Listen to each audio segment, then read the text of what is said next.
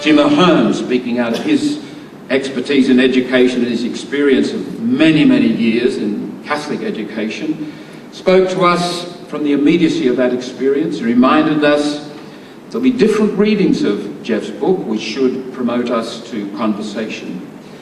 We also focused on power at some length, and I detected a very healthy energy and indeed anger in Tim. And let's not think that conversation prevents us from getting angry or from expressing hurt and serious dismay. And I think Tim very bravely reminded us of that today, especially coming to us as a layperson. And Father Frank Brennan, that beautiful reference to the letter of Pope Benedict to Hans Kung, of course there'll be controversies.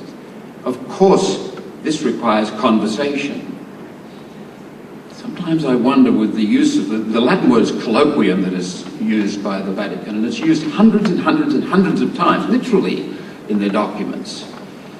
You'd think they'd read their own documents. Honestly, I'm not being facetious, it's something odd. And the gentleman from the Uniting Church tradition said that we're very good at applying principles of social justice out there, not so much in here. And Frank went on to say that one of the great strengths of Jeff's book is precisely this taking up the of course. Yes, he does address controversies, but of course there will be conversation, and the importance, Frank reminded us of knowing each other. So it's reasonable to take the book, I think, more as a point of departure than a point of arrival. And if today reminds us of anything else about that book, I think that's it. It is a catalyst for conversation. The book is an invitation to embrace conversation for renewal within the Catholic Church.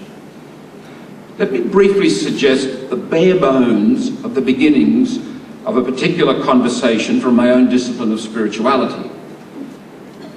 Chapter 1 is entitled Healthy People in a Healthy Relationship with a Healthy God. Some key ideas are outlined under this heading. Ideas that might facilitate the development of a more life-giving culture, one less vulnerable to the kinds of abuse we have come to acknowledge in recent years. When I entered the seminary in 1965, for example, scant attention was given to my emotional life. In fact, it was worse than that. I got the distinct impression that my emotional life was an obstacle to my development as a priest. This is a highly destructive way to think. In my experience, it leads to a pattern of denial, both conscious and unconscious, which in turn leads to compensatory and defensive behaviours. And I believe this pattern has become far too common in the clerical culture which dominates the Catholic Church, which may go some way to explaining the entrenched resistance to facing the fact of sexual abuse. We might well ask, for example, whether we would have done much to address the issue if it weren't for the secular press and the courts of the land. So it doesn't come out of conviction, I'm suggesting, so much out of fear of being hounded. However, on the other hand, I'm wary of the word healthy. As a headline concept, it seems to me to be just too soft to support the gravity, the subtlety and the complexity of what we're attempting to address here in the formation of the human person in Christ. It is a time and culture-bound concept. In our society, what is more, it is a concept largely shaped by the human sciences. Their contribution is useful but limited. The concept healthy is also useful but limited. For example, what are we to make of the incident reported in Mark's Gospel? Jesus went home again, and once more such a crowd collected that they couldn't even have a meal. And when his relations heard of this, they set out to take charge of him. They said, "He's out of his mind." Some translations say he was mad. They thought he was mad. You ought to take this fellow in, get him, save him from himself. But what are we to make of those many wonderful men and women who came through the system we might say was unhealthy and have lived very fruitful and loving lives? It doesn't seem satisfactory to me to say that those people became such deeply human people in spite of the system. So that conversation I would like to see continued. It was G.K. Chesterton who said that if a job is worth doing, it's worth doing badly. I think it's probably too early to pass final judgment on Bishop Robinson's book.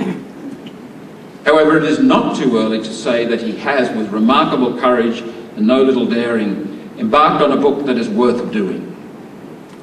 I believe the most constructive response to this book is to receive it, in the language of our day, as a stimulus package. I encourage all here present to continue the conversation that the book has sought to promote.